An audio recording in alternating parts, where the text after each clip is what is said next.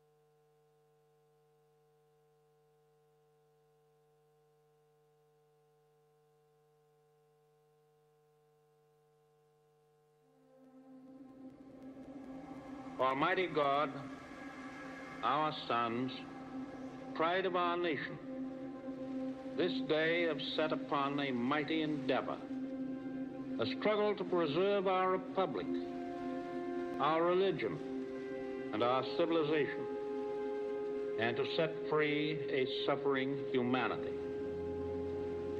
Lead them straight and true.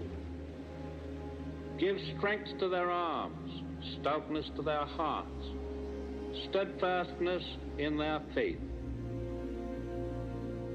June 6, 1944, D-Day. France has been occupied by Nazi Germany for almost 4 years. Some countries have suffered under their sinister yoke even longer. Unfathomable crimes were committed against whole peoples. But the burdens of nations can only be lifted by the efforts of individuals. Early that morning, Lieutenant John Spaulding, a 29-year-old sports writer from Owensboro, Kentucky, assisted by 25-year-old Sergeant Philip Strachik, a truck driver from New Jersey, commanded 32 men in E Company, 16th Infantry, as part of the first wave onto Omaha Beach, where more than 2,400 men would be killed or wounded that same day. Navigating rough waters, they took on machine gun, mortar, and artillery fire, but were able to make it out of the water and across the beach, bypassing a German machine gun emplacement 100 yards to their left that was mercilessly cutting down men from F Company. Their radio not working, and cut off from the rest of E Company, Lieutenant Spaulding and Sergeant Strachik led their platoon to the base of the bluff behind the cover of a demolished building. Pinned down by gunners from above, they took stock of their situation. "We could still see no one to the right," Lieutenant Spaulding said. "We didn't know what had become of the rest of E Company. Back in the water, boats were in flame. I saw a tank ashore knocked out. After a couple of looks back, we decided we wouldn't look back anymore." Taking relentless fire from above, avoiding landmines underfoot, Lieutenant Spaulding, Sergeant Strachik, and their men pushed upward. They reached the top and overran the machine gun nest, opening a path for the men below to follow. Fighting onward, they continued along the bluff, attacking enemy fortifications from the rear, clearing trenches and pillboxes, and taking prisoners. Lieutenant Spaulding, Sergeant Strachik, and the rest of their platoon secured a pathway for the thousands of men bottled up on the beach behind them. The advance could now continue. But military prowess and tactical skill like this were only part of what propelled America's sons to the top of that bluff and beyond. There was something more. In the words of General Dwight D. Eisenhower, Supreme Allied Commander, they had embarked on a great crusade, and the hope and prayers of liberty-loving people everywhere marched with them. That great crusade would eventually free the tyrannized peoples of Europe and help save the world as we know it. And it all began right here, on June 6th, 1944.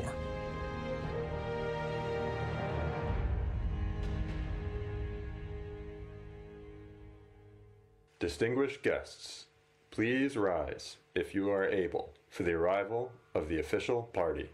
Chers invités, veuillez vous lever si vous le pouvez pour l'arrivée de la délégation officielle.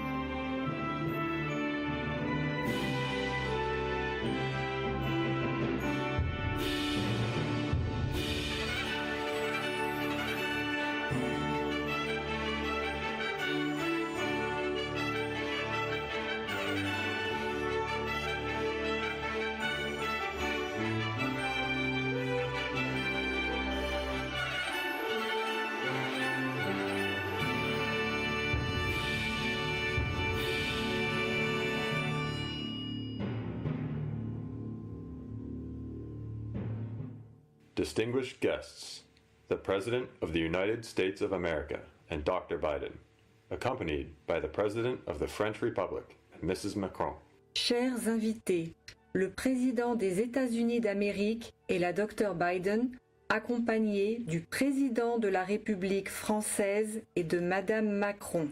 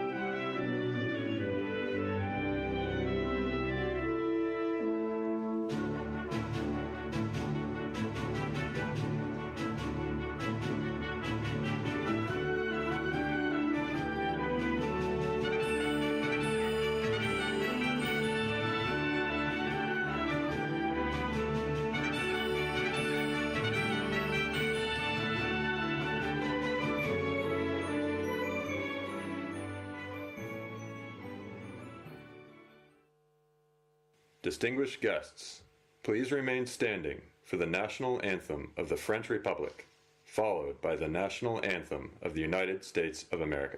Chers invités, veuillez rester debout pour l'hymne national de la République française, suivi de l'hymne national des États-Unis d'Amérique.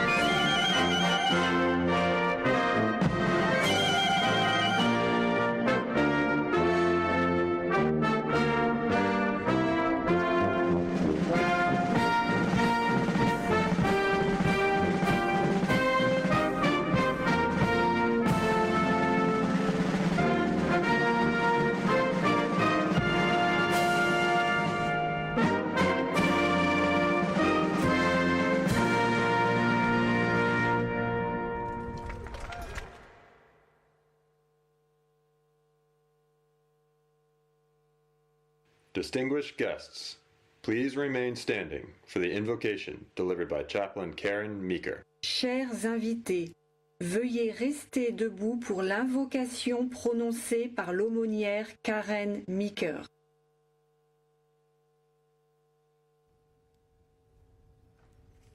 Let us bow our heads in humble reverence and solemn remembrance. Let us pray. God, when you needed someone to defend freedom, you made a soldier.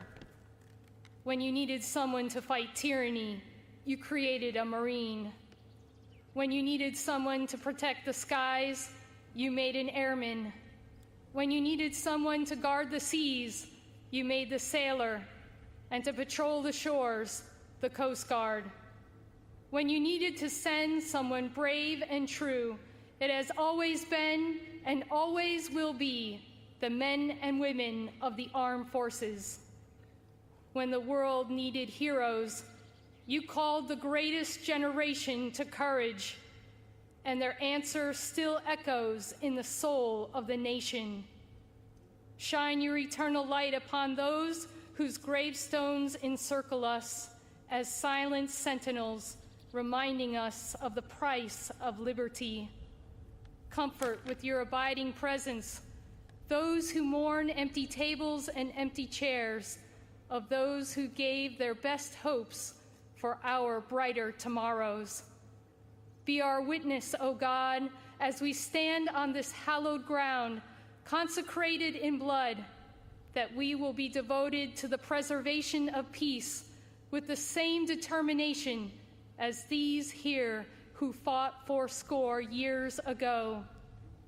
As storm clouds gather on the horizon once again, rise up, O God, the next greatest generation, to meet every challenge with an unbreakable resolve to do what is right and good in your sight.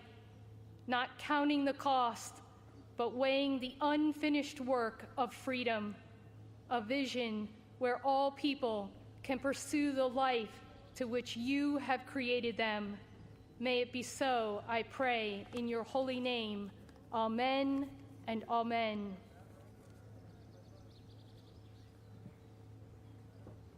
Distinguished guests, please take your seats. Chers invités, veuillez prendre place. Please welcome the Secretary of the American Battle Monuments Commission, Charles K. DeJew. Veuillez accueillir le secrétaire de la Commission américaine des monuments de guerre, Charles K. DeJew.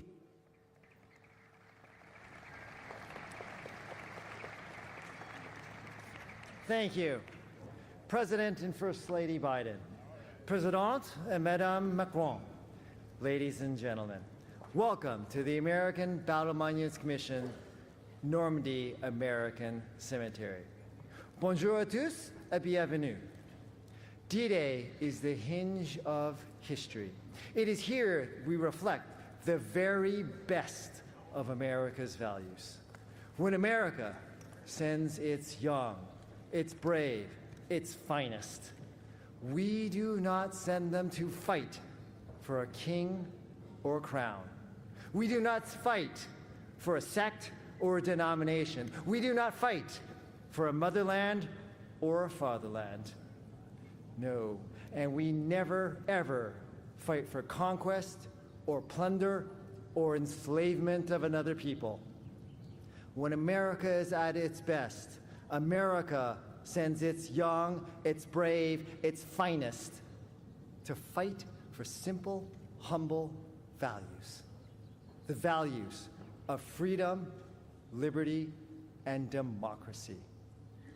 And when the job is done, when the mission is accomplished, when the tyrant is taken down and democracy is stood up, America does something unique in the history of mankind.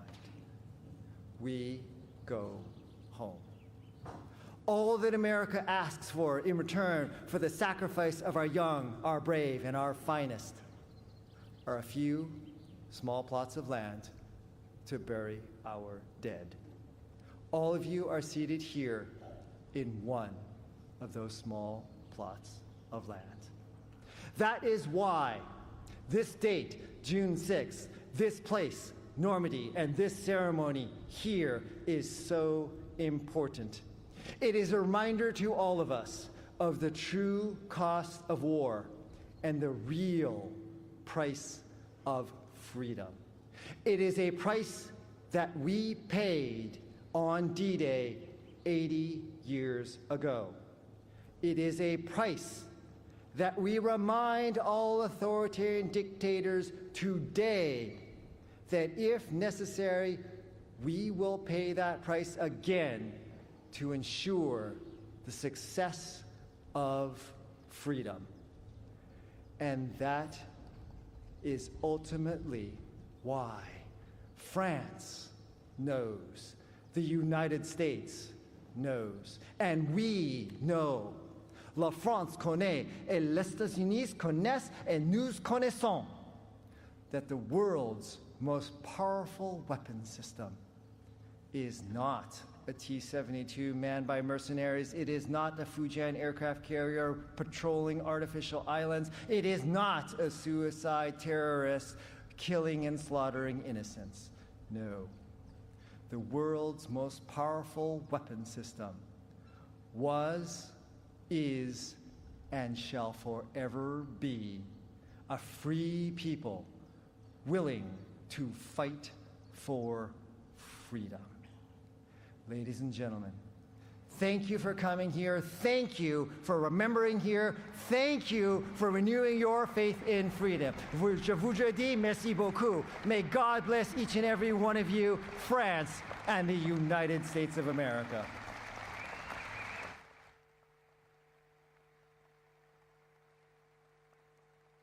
Distinguished guests, the President of the French Republic, Emmanuel Macron.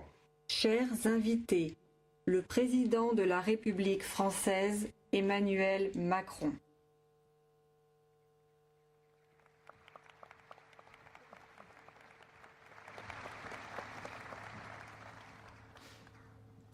Monsieur le Président des États-Unis, cher Joe Biden, Madame la Première Dame, Dr. Jill Biden, Mesdames et Messieurs, en vos grades et qualités, Messieurs les combattants du débarquement, chers vétérans, Mesdames et Messieurs,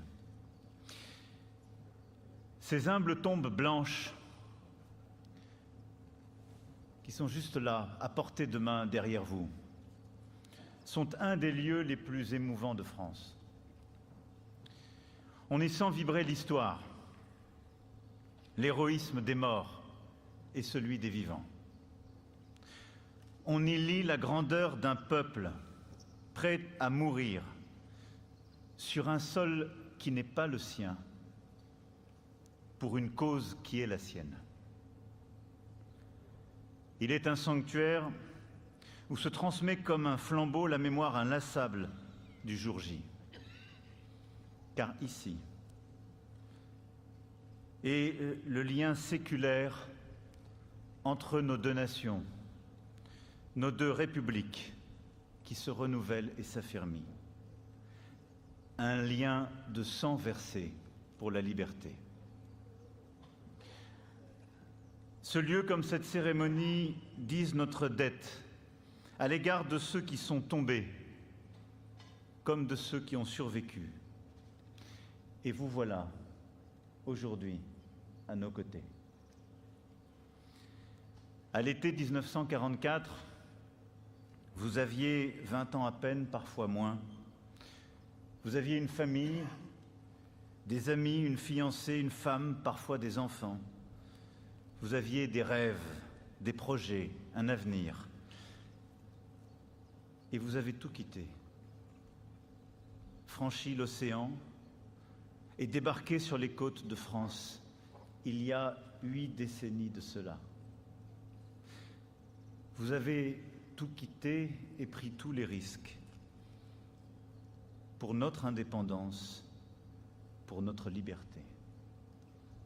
Cela, nous n'oublions pas. Merci.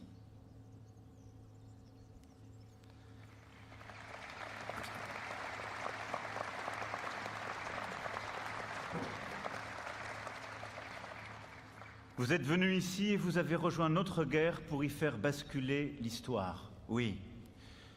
Vous êtes venu ici, Mr. Hilbert Margol, débarqué à Marseille en janvier 1945, remontant l'Europe de la Provence à la Pologne, jusqu'à ce jour dramatique où, avec votre frère jumeau Howard, vous avez découvert les charniers de Dachau.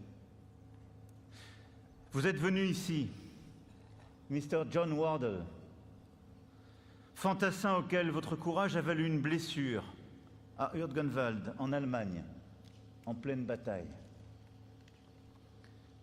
Vous êtes venu ici, Mr. Robert Pedigo, pour combattre avec votre escadrille de Saint-Laurent à l'Allemagne. Vous êtes venu ici, Monsieur Calvin Scheiner, qui avait participé à l'opération Dragoon depuis le sud de la France et passé les derniers mois de guerre à réparer nos hôpitaux, nos voies ferrées, nos routes. Vous êtes venu ici, Monsieur Edward Berthold, devenu avec vos 35 missions de combat un véritable fléau des nazis, dont vous bombardiez inlassablement les centres névralgiques, tout comme Edwin Cottrell, pour qui j'ai une pensée aujourd'hui et qui aurait dû être des vôtres. Vous êtes venu ici, Monsieur Dominic Critelli, pour libérer le continent où vous étiez né. Et vous, Mr. Bill Casassa, avec cette force d'âme exceptionnelle qui vous a permis de tenir 171 jours de combat continu face à l'ennemi. Vous êtes venu, Mr. Victor Chaney, débarqué en juillet sur la plage d'Utah Beach pour libérer la Normandie, puis Angers, puis Reims. Vous êtes venu ici, Mr. Raymond Glansberg, vous, l'enfant du Bronx, combattant le long de la Moselle et des Vosges. Et vous, Mr. Richard Stewart, pour faire passer nos messages à travers les frontières de la France, la Belgique, l'Allemagne. Vous êtes venu ici, Mr. John Kenyon, qui avait vécu la Normandie, la libération de Paris, le Maroc, évacuant nos blessés, transportant nos hommes et notre matériel. Vous êtes venus ici. Le monde libre avait besoin de chacun de vous, et vous avez répondu présent, comme vos frères d'armes, encore vivants, comme vos frères d'armes, alors tombés. Here you came to join your efforts with our own soldiers and to make France a free nation. And you are back here today, at home, if I may say.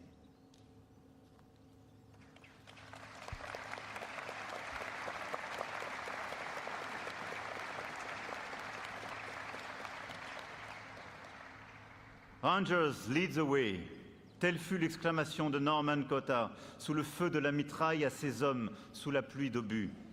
Vous êtes venus ici, alors vous voilà à jamais chez vous, sur le sol de France, et nous n'oublions pas.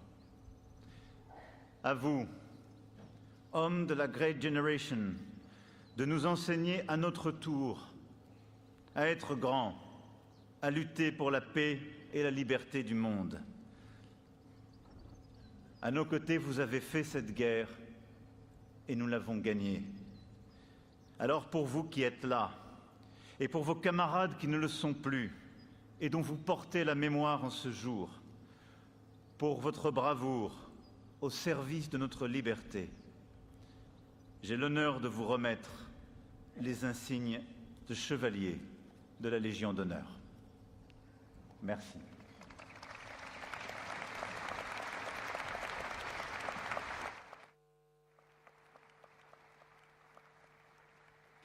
Distinguished guests, the President of the French Republic, Emmanuel Macron, will now present the National Order of the Legion of Honor. Established in 1802 by Napoleon Bonaparte, the Legion of Honor is France's highest decoration and recognizes eminent services to the French Republic. This distinguished award to these American veterans acknowledges their service and participation in the liberation of France during the Second World War. Chers invités, le président de la République française, Emmanuel Macron, va maintenant présenter l'Ordre national de la Légion d'honneur. Créée en 1802 par Napoléon Bonaparte, la Légion d'honneur est la plus haute décoration française et récompense les services éminents rendus à la République française. Cette distinction décernée à ces vétérans américains reconnaît leur service et leur participation à la libération de la France pendant la Seconde Guerre mondiale.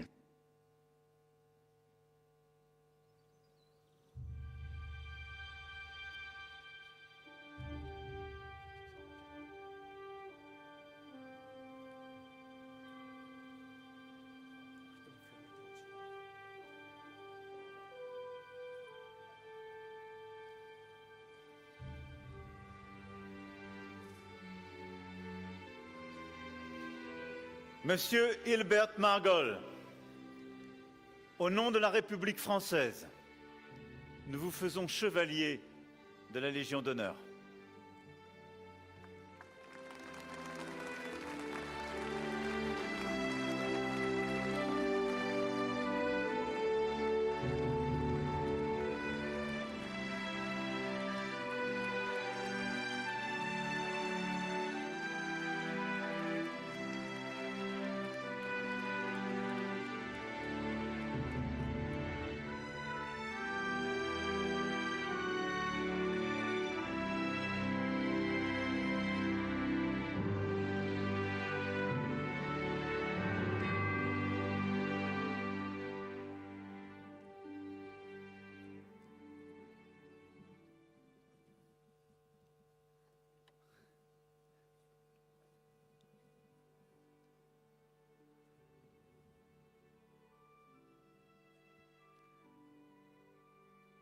Monsieur John Wardle, au nom de la République française, nous vous faisons chevalier de la Légion d'honneur.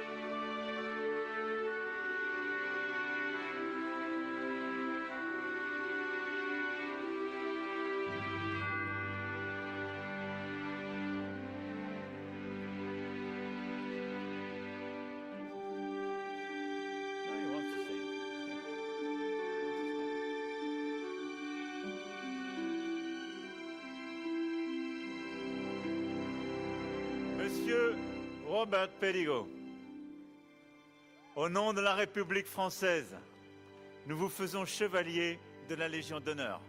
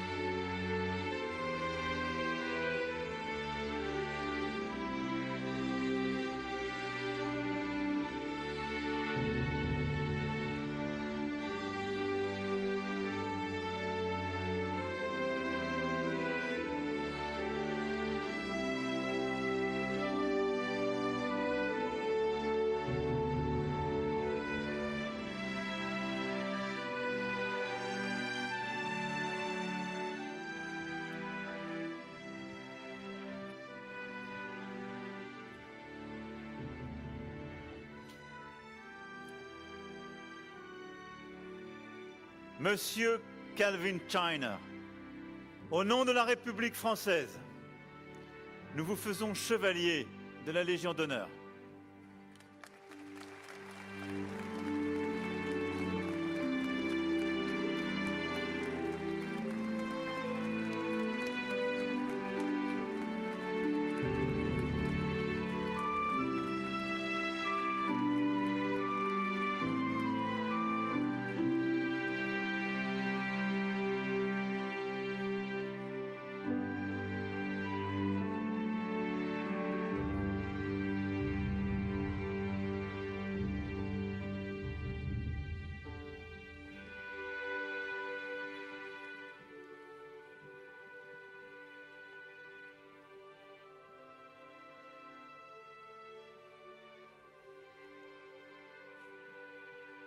Monsieur Edward Berthold, au nom de la République française, nous vous faisons chevalier de la Légion d'honneur.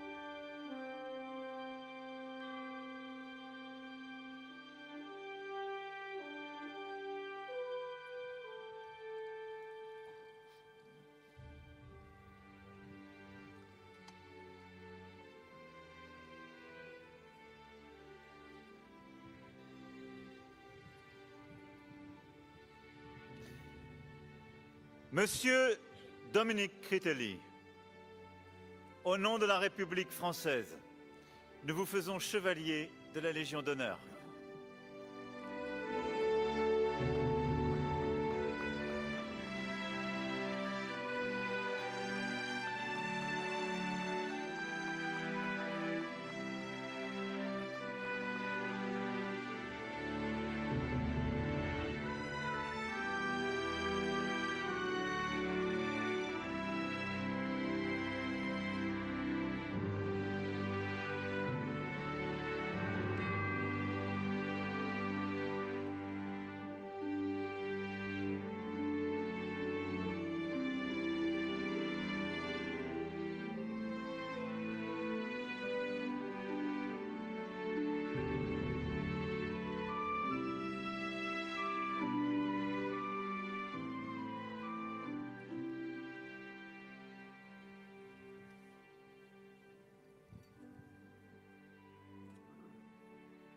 Monsieur Bill Cassasa,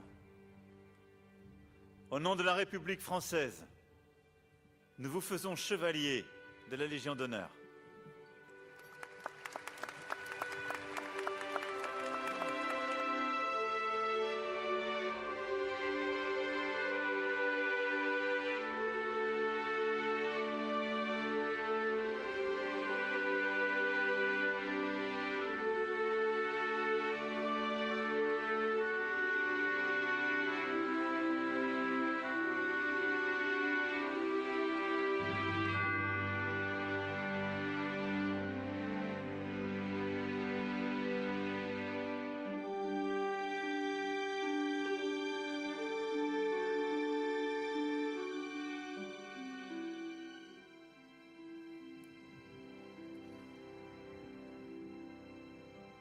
Monsieur Victor Chani, au nom de la République française, nous vous faisons chevalier de la Légion d'honneur.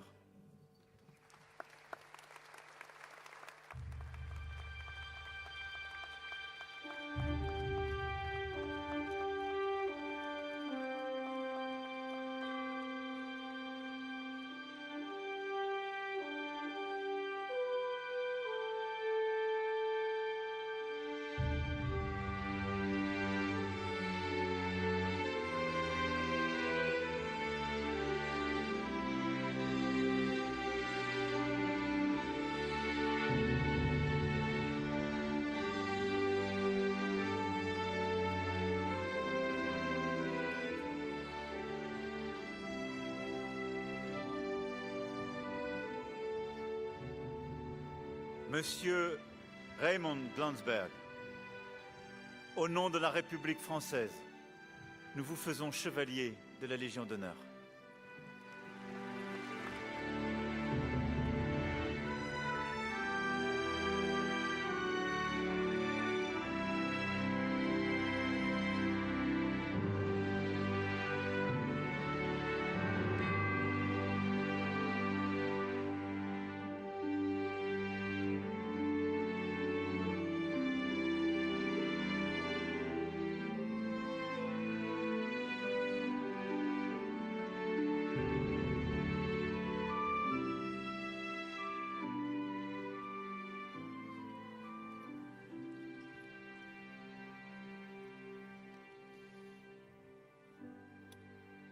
Monsieur Richard Stewart, au nom de la République française, nous vous faisons chevalier de la Légion d'honneur.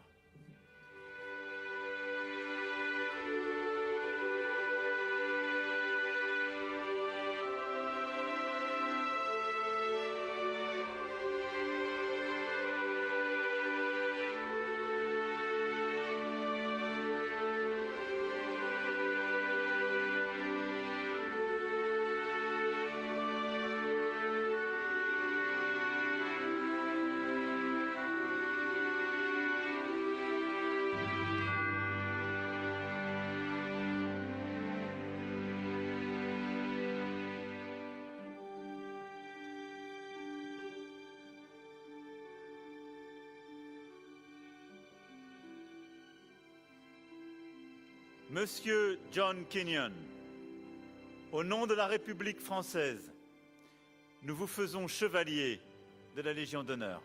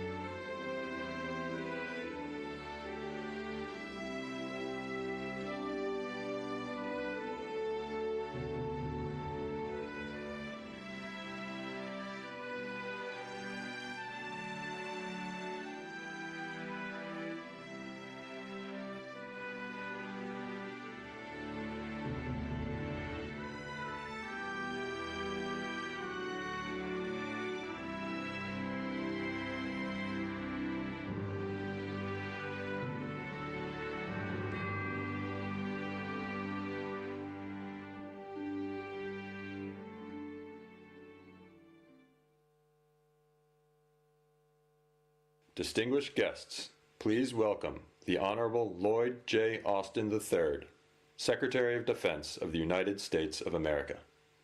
Chers invités, veuillez accueillir l'honorable Lloyd J. Austin, troisième du nom, secrétaire à la Défense des États-Unis d'Amérique.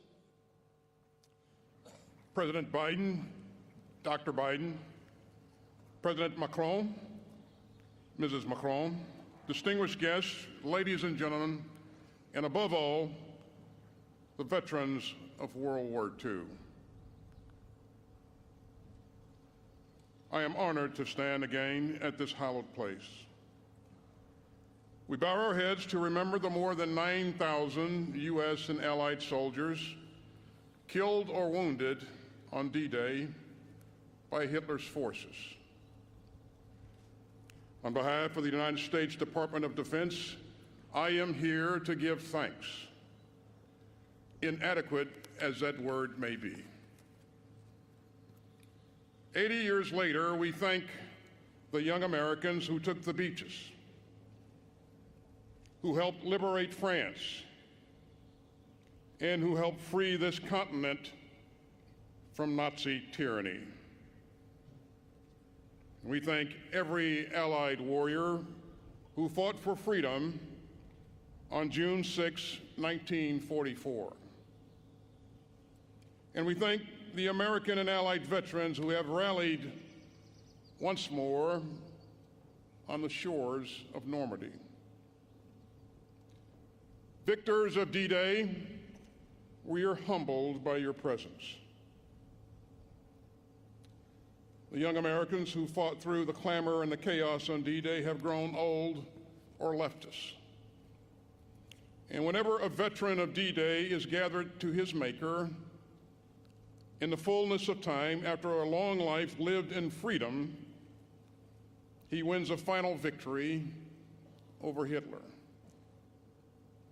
You helped defeat what Churchill called a monstrous tyranny never surpassed in the dark, lamentable catalog of human crime. And you laid the foundation for a more just, free, and decent world. Together with our allies, we built peace out of war, a hard-headed peace, a peace renewed by constant commitment, a peace forged by the generation that won the bloodiest war in human history. And so our gratitude must never fade.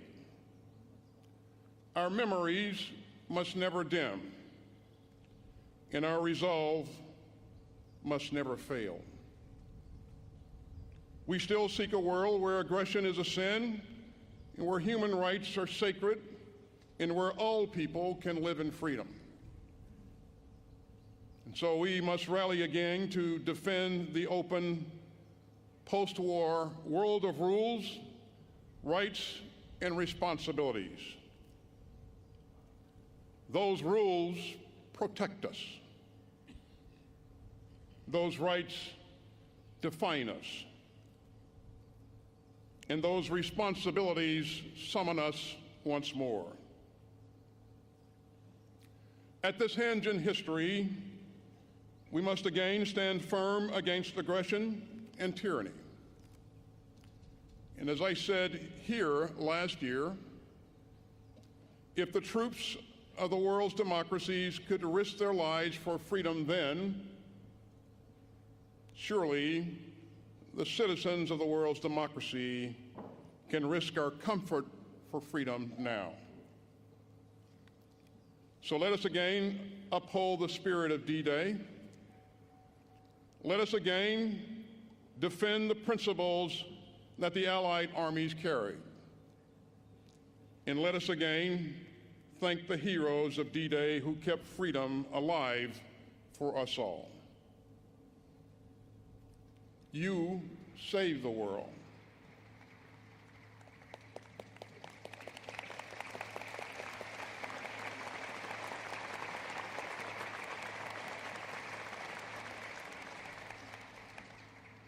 You saved the world, and we must only defend it.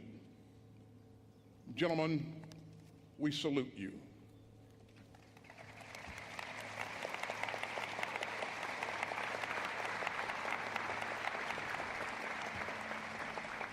May God bless the American and Allied troops who fought here. May God bless the United States of America, and may God bless all who cherish human freedom. Thank you.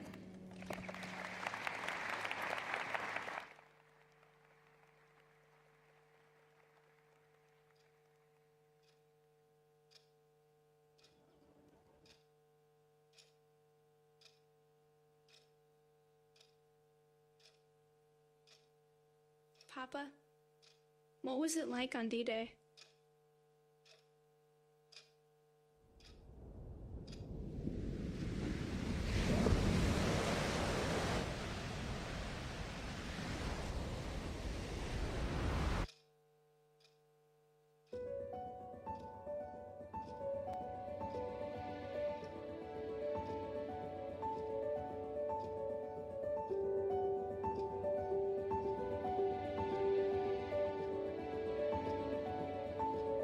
We had no idea what we were going to do or before it would happen, but it was the beginning.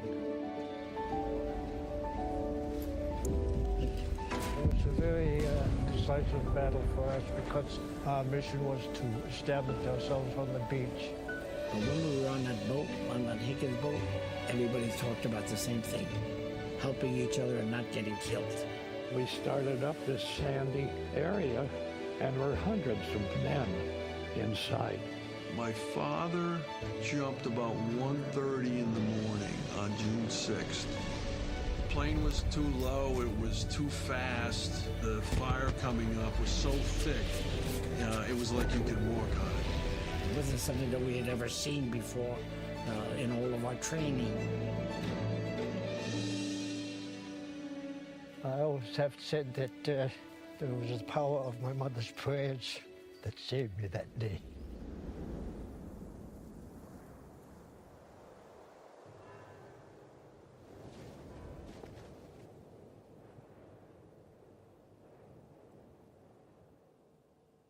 And it gets to me thinking about it. But as I look over those crosses,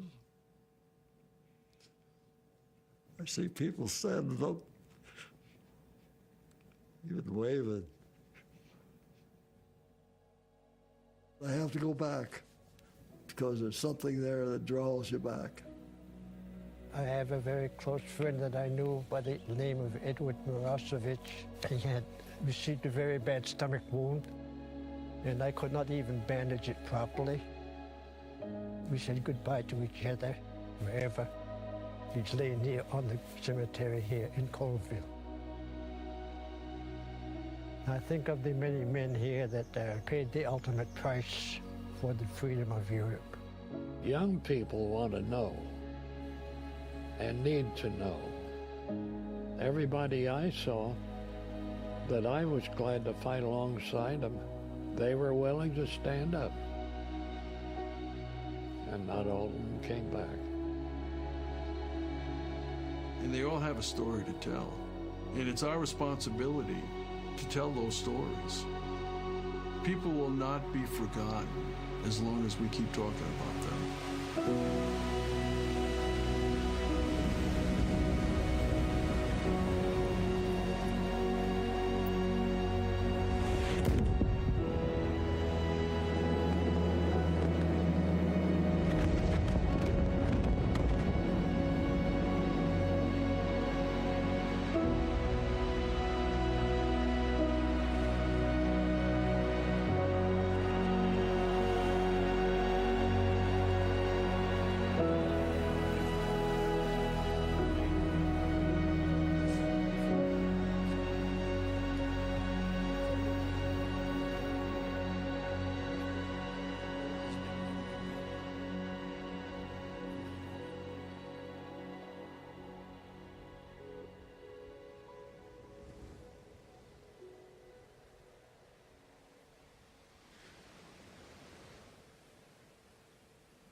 I am not a hero, I just did my job.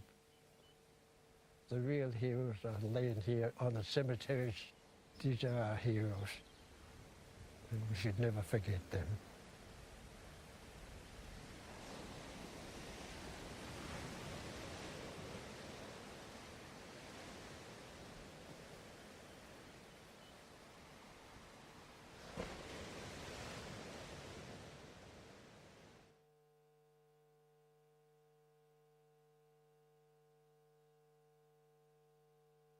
Distinguished guests, the 46th President of the United States of America, Joseph R. Biden, Jr. Invité d'honneur, le 46e Président des États-Unis d'Amérique, Joseph R. Biden, Jr.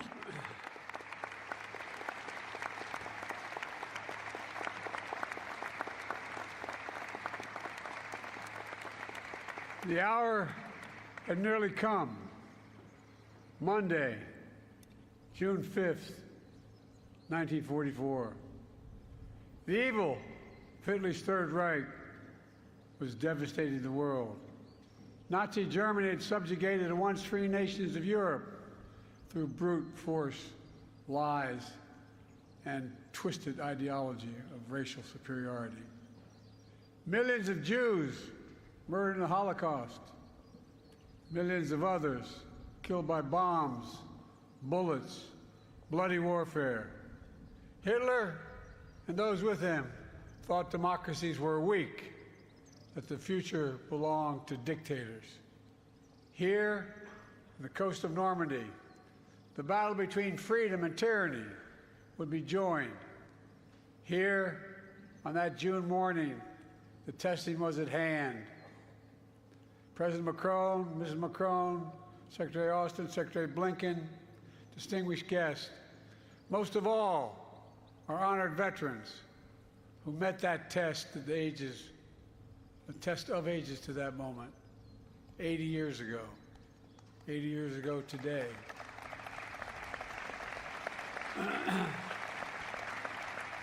On behalf of the American people and as Commander-in-Chief, it's the highest honor to be able to salute you here in Normandy once more.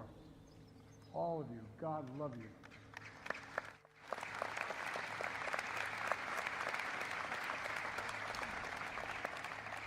Winston Churchill called what happened here, quote, the greatest, most complicated operation ever, end of quote.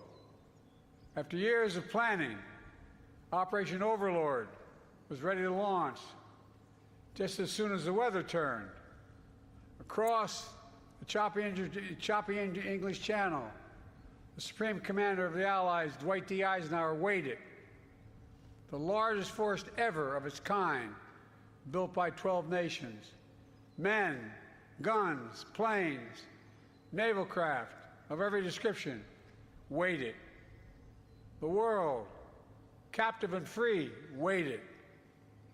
Finally, Eisenhower's forecaster said there was a window in the weather. It would open briefly on Tuesday, the 6th of June. The general weighed the options and gave the order. At dawn, the Allies would strike. The great crusade to free Europe from tyranny would begin.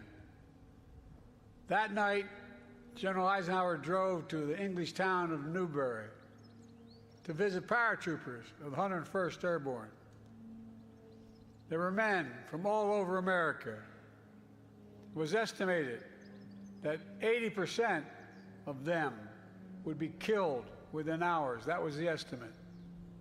But they were brave, they were resolute, and they were ready. One soldier told General Eisenhower, quote, "Don't worry, sir. The 101st is on the job. Everything will be taken care of." That's what he said. And because of their courage and their resolve, because the courage and resolve of their allies, it was taken care of. From the sea and sky, nearly 160,000 Allied troops descended on Normandy. Many, to state the obvious, never came home. Many survived that longest day, kept on fighting for months until victory was finally won. And a few, a notable band of brothers, are here with us today. Kenneth Blaine Smith is here. On that day, under heavy artillery fire, he operated a rangefinder and radar on the first American ship to arrive at Normandy's coast, providing direct gunfire support for the Rangers scaling the cliffs of Pointe du Hoc on their daring mission to take out the German batteries. Bob Gibson is here. He landed on Utah Beach about 10 hours after the invasion began. Bullets flying everywhere, tracers lighting up the sky. Bob drove an M4 tractor with anti-aircraft gun mounted on top, providing critical protection for the infantry against the German Air Force. On that day, and for many days after, he continued. Ben Miller is here, a medic with the 82nd Airborne. At 3 a.m. on June 6th, he and 13 other medics flew over the channel in a rickety glider. Its wings were ripped off by giant poles that the Germans buried halfway in the ground to stop them from landing. They crashed, but they survived. And they did their duty, dragging injured soldiers to safety, treating wounds, saving lives while the battle raged. Every soldier who stormed the beach, who dropped by parachute or landed by glider, every sailor who manned the thousands of ships and landing craft, every aviator who destroyed German-controlled airfields, bridges, and railroads, all were backed by other brave Americans, including hundreds of thousands of people of color and women who courageously served despite unjust limitations on what they could do for their nation. Lewis Brown is here, part of the Red Ball Express, a truck convoy made up of mostly African-American drivers. They landed in Normandy in the wake of D-Day. They rushed supplies to the rapidly advancing front lines. Woody Woodhouse is here, members of the legendary Tuskegee Airmen, who flew over 15,000 sorties during the war. Marjorie Stone is here. She enlisted in the women's branch of the Naval Reserve, became an aircraft mechanic, spent the war keeping American planes and pilots in the air. Theirs has always been the story of America. Just walk the rows of this cemetery as I have. Nearly 10,000 heroes buried side by side, officers and enlisted, immigrants and native-born, different races, different faiths, but all Americans. All served with honor when America and the world needed them most. Millions back home did their part as well. From coast to coast, Americans found countless ways to pitch in. They understood our democracy is only as strong as all of us make it together. The men who fought here became heroes, not because they were the strongest or toughest or fiercest, although they were, but because they were given an audacious mission, knowing, every one of them knew, the probability of dying was real. But they did it anyway. They knew, beyond any doubt, there are things that are worth fighting and dying for. Freedom is worth it. Democracy is worth it. America is worth it. The world is worth it. Then, now, and always. The war in Europe didn't end for another 11 months. But here, the tide turned in our favor. Here, we proved the forces of liberty are stronger than the forces of conquest. Here, we proved that the ideals of our democracy are stronger than any army or combination of armies in the entire world. We proved something else here as well, the unbreakable unity of the Allies. Here with us are men who served alongside the Americans that day, wearing different flags on their arms, but fighting with the same courage for the same purpose. What the Allies did together 80 years ago far surpassed anything we could have done on our own. It was a powerful illustration of how alliances, real alliances, make us stronger. A lesson that I pray we Americans never forget. Together we won the war. We rebuilt Europe, including our former enemies. It was an investment in what became shared and a prosperous future. We established NATO, the greatest military alliance in the history of the world. And over time, you got it, it is. And over time, we brought more nations into NATO, the NATO alliance, including the newest members, Finland and Sweden.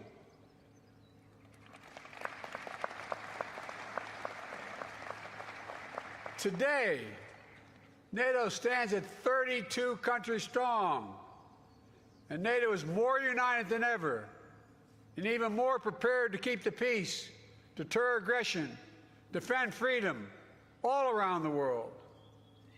America has invested in our alliances and forged new ones, not simply out of altruism, but out of our own self-interest as well. America's unique ability to bring countries together is an undeniable source of our strength and our power. Isolationism was not the answer 80 years ago, and is not the answer today.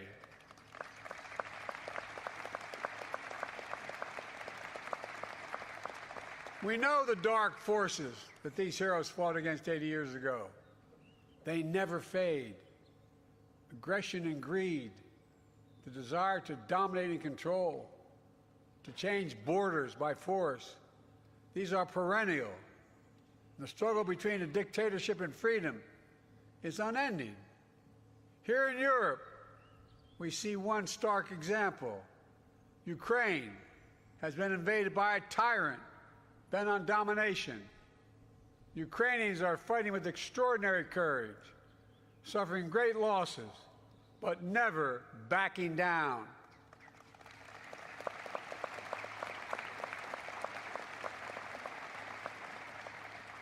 They've inflicted on the Russian aggressors, they've suffered tremendous losses in Russia. The numbers are staggering.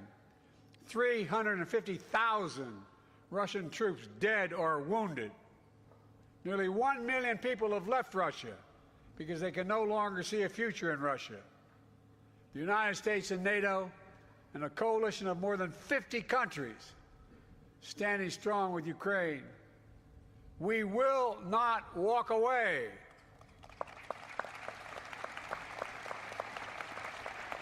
Because if we do, Ukraine will be subjugated, and it will not end there.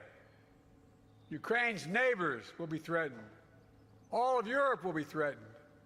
And make no mistake, the autocrats of the world are watching closely to see what happens in Ukraine, to see if we let this illegal aggression go unchecked. We cannot let that happen. To surrender to bullies, to bow down to dictators, is simply unthinkable.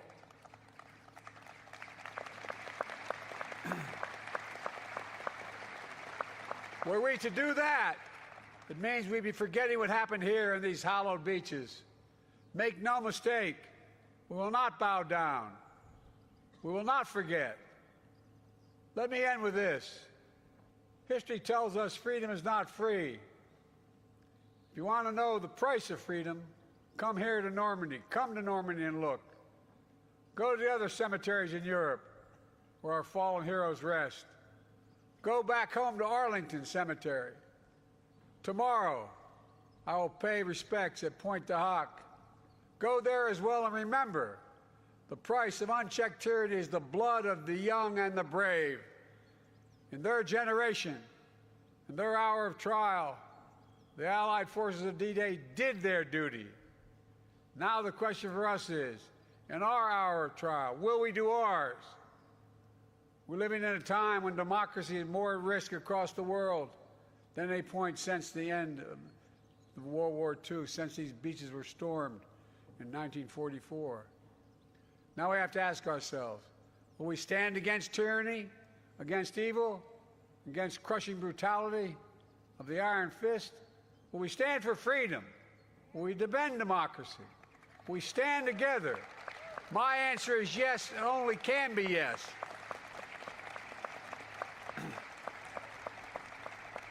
We're not far off from the time when the last living voices of those who fought and bled on D-Day will no longer be with us. So we have a special obligation. We cannot let what happened here be lost in the silence of the years to come. We must remember it, must honor it, and live it. And we must remember the fact that they were heroes here that day does not absolve us from what we have to do today. Democracy is never guaranteed. Every generation must preserve it, defend it, and fight for it. That's the test of the ages. In memory of those who fought here, died here, literally saved the world here, let us be worthy of their sacrifice. Let us be the generation that when history is written about our time, In 10, 20, 30, 50, 80 years from now, it'll be said, when the moment came, we met the moment. We stood strong. Our alliances were made stronger. We saved democracy in our time as well. Thank you very much, and may God bless you all, and may God protect our troops. Thank you.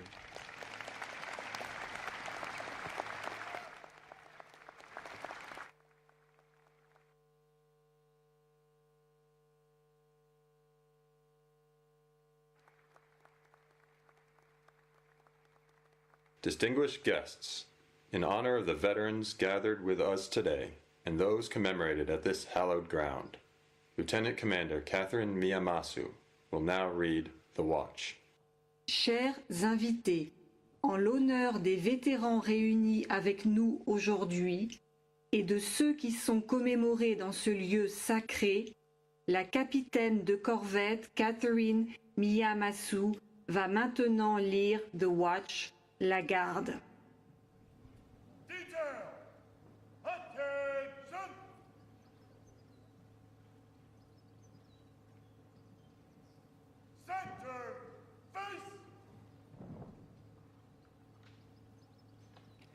When a sailor retires, it is traditional that a younger service member read the Watch.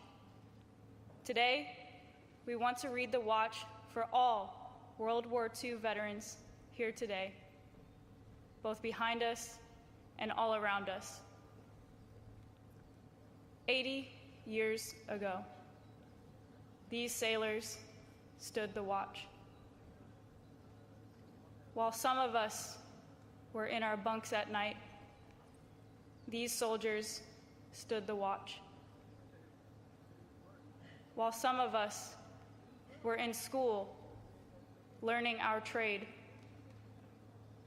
Marines, airmen, and coasties stood the watch. Yes, even before some of us were born into this world. The men behind me and their brothers and sisters who lay before me stood the watch. In those years, when the storm clouds of war were seen brewing on the horizon of history, they stood the watch.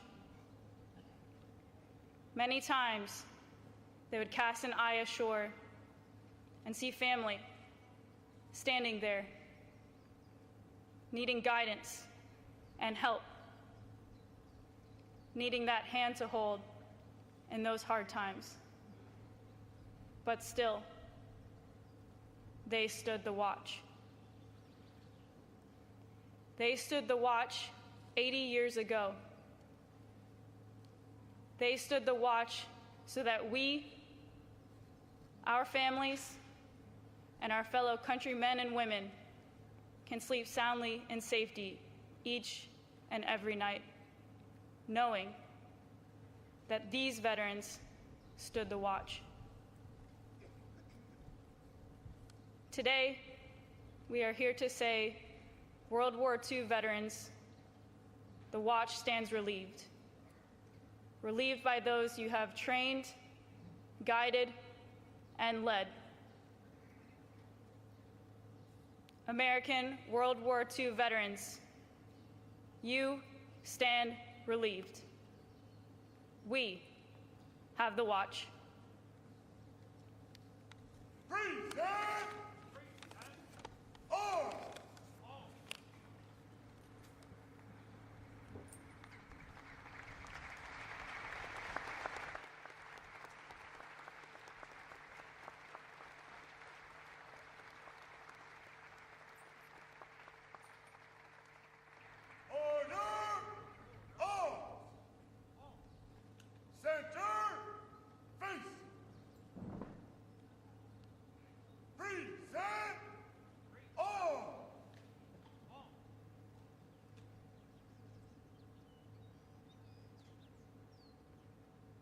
Distinguished guests, please rise if you are able, as we salute those memorialized here at Normandy American Cemetery, and remain standing for the playing of La Sonnerie aux Morts and taps, and the departure of the official party.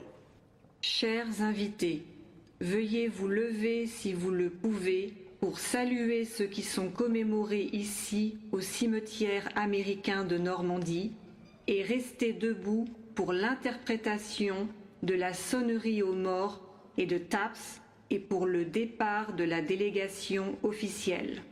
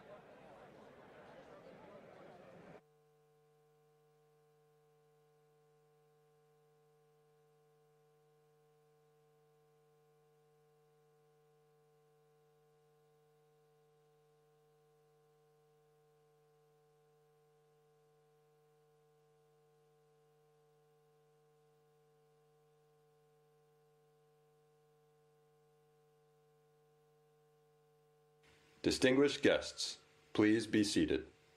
Announcements will begin shortly to dismiss guests to the shuttle areas. Please listen closely for further announcements. Watch your nearest screen for additional information and follow staff guidance to the exits. Chers invités, veuillez vous asseoir. Des annonces seront faites sous peu pour guider les invités vers les zones de navette. Veuillez écouter attentivement les annonces ultérieures, surveillez l'écran le plus proche pour obtenir des informations supplémentaires et suivez les indications du personnel vers les sorties.